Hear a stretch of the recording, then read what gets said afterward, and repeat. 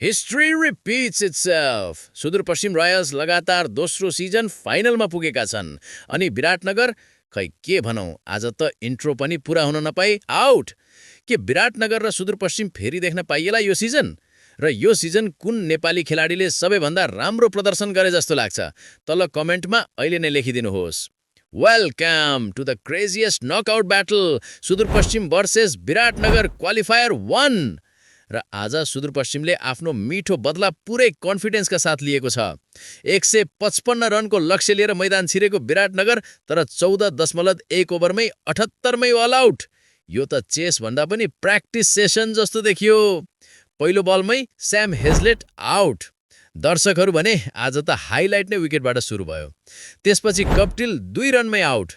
विराटनगरका खेलाडीहरू झन अचम्ममा वार्मअपको समय कहाँ गयो? नरेन भट्टाए र शून्यमै फर्किए। स्कोरबोर्ड 3 रन 3 विकेट र कमेन्ट्री बक्समा 3 सेकेन्डको शान्ति। फ्याफ डुप्लेसिस भने एक्लैले सम्मान बचाउन लडिरहेका थिए। 36 रनको राम्रो प्रयास, तर कुगे लाइनको बल र पाइरीको क्याचले अन्तिम आशा पनि टुट्यो। अब कुरा गरौँ आजका हिरोको।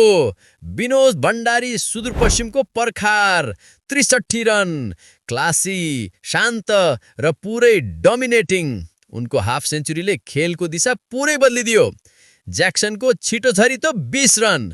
आरिफ शेखको अन्तिम स्पर्श। सुदूरपश्चिम रोयल्स फेरि पनि फाइनलमा।